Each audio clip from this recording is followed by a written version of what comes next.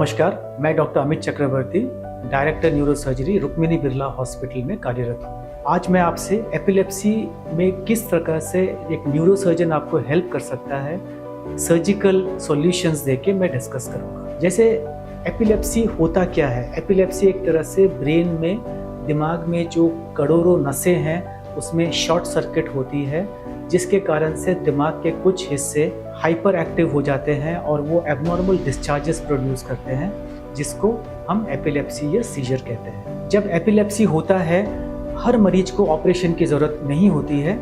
आमतौर पे न्यूरोलॉजिस्ट दवाइयों से एपिलेप्सी को, सीजर को कंट्रोल करने का प्रयास करते हैं। ऑपरेशन की ज़रूरत तब पड़ती है अगर दवाई हाईएस्ट डोज में लेने के बाद, मल्टीपल दवाइयाँ सीजर के लेने के बाद भी अगर आपका एपिलेप्सी कंट्रोल नहीं हो रहा है तो वो एक ऑपरेशन का इंडिकेशन बनता है। दूसरा इंडिकेशन बनता है अगर आपके लाइफस्टाइल हैम्पर हो रहे हैं कि आपके दवाई लेने के बावजूद फिट्स इतने आ रहे हैं कि आपका नॉर्मल वर्किंग पॉसिबल नहीं हो पा रहा है। ऐसे केसेस में भी हम एपिलेप्सी सर्जरी ऑफर करते हैं। एपिलेप्सी के ट्रीटमेंट में एक और तरीका होता है, कीटोजेनिक डाइट के लिए भी एडवाइस करते हैं, और अगर वो भी सफल नहीं होता है तो वो एक इंडिकेशन बनता है कि हमें ऑपरेशन के बारे में सोचना चाहिए। इससे पहले कि मैं आपसे ऑपरेशन के बारे में डिटेल में डिस्कस करूं, मैं आपको बता दूं, एपिलेप्सी सर्जरी ऐसा नहीं है कि आज ऑपरेशन करते ही कल से आपका हर प्रकार का दौरे रुक जाएगा। ये गलतफहमी है।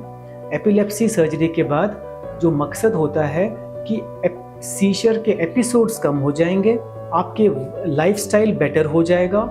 ऑपरेशन के बाद भी आपको हो सकता दवाइयाँ लेना पड़े कुछ दिनों तक, दवाइयों का डोजेस हो सकता कम हो जाए, फ्रीक्वेंसी कम हो जाए, पर ऐसा नहीं होगा कि ऑपरेशन के तुरंत बाद आप बिल्कुल मेडिकेशन फ्री हो जाए। ऑपरेशन कई प्रकार से किया जाता है।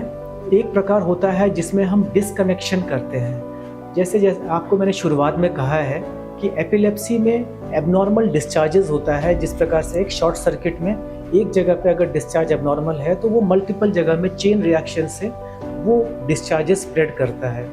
डिस्कनेक्शन वाले जो ऑपरेशंस होते हैं जिसमें हम नर्व को डिस्कनेक्ट कर देते हैं उस सीजर फोकाई से, वो एपिलेप्सी को चेन रिएक्शन जो होता है उसको ब्लॉक करने में मदद करता है। इसको डिस्कनेक्शन सर्जरीज कहते हैं। इसके अलावा कुछ वेगल नर्व स्टिमुलेशन नाम की एक डिवाइस होती है जो हम लगा देते हैं, और जैसे ही ये एबनॉर्मल डिस्चार्जेस ब्रेन में चालू होता है, वो डिवाइस एक पेसमेकर, जैसे हार्ट में पेसमेकर रहता है, एक पेसमेकर की तरह डिस्चार्जेस देते हैं और उन डिस्चार्जेस को काउंटर करके रोक देते हैं। तो सीजर बहुत जल्दी, फिट्स बहुत जल्दी एबॉर्ट हो जाते हैं। ये जो तरीका होता है ये एक तरह का न्यूरो मॉड्यूलेशन टेक्निक होता है। इसके अलावा इम्प्लांटेशन ऑफ इलेक्ट्रोड्स करते हैं, जैसे डीप ब्रेन स्टिमुलेशन, जिसके बारे में आप लोगों ने सुना होगा, जो कई बार दूसरे मूवमेंट डिसऑर्डर्स में हम यूज़ करते हैं। ऑपरेशन के पहले कुछ टेस्ट आपके सर्जन्स करते हैं, बट वो टेस्ट के पहले मैं आपको बता दूं, अगर आप स्मोकिंग करते हैं तो उसको ज़रूर से छोड़ दें ऑपरेशन से पहले, नहीं तो ऑपरेशन के फेल होने के चांसेस ज़्यादा रहते हैं। इसके अलावा जो रूटीन टेस्टिंग होते हैं, प्री ऑपरेटिव वर्कअप होता है, वो किया जाता है। जो आप दौरे के दवाई लेते हैं उसके डोज में भी कुछ मॉडिफिकेशंस या उसके दवाई के कैटेगरी को भी चेंज करना पड़ता है, वो न्यूरोलॉजिस्ट और न्यूरोसर्जन की टीम मिलकर करते हैं। इसके अलावा आपको एक दिन पहले या 2 दिन पहले हॉस्पिटल में एडमिट करना पड़ता है ताकि ये सारे वर्कअप हो जाए, और आपको काउंसलिंग भी किया जाएगा कि किस प्रकार से आपका ऑपरेशन होगा, क्या ऑपरेशन होगा। जो आपको मोडेलिटीज़ कहा है मैंने, इनमें से कौन सा मोडेलिटी आपको किया जाएगा और उसके लिए किस प्रकार से आपको ट्रेनिंग देना है, वो भी काउंसलिंग ऑपरेशन से पहले आपको किया जाएगा। ऑपरेशन से पहले जो हम कुछ पर्टिकुलर जांचें करते हैं, जहां से आपके फिट्स चालू हो रहा है, वो जांचें होता है इलेक्ट्रोएन्केफेलोग्राम, EEG जिसको कहते हैं।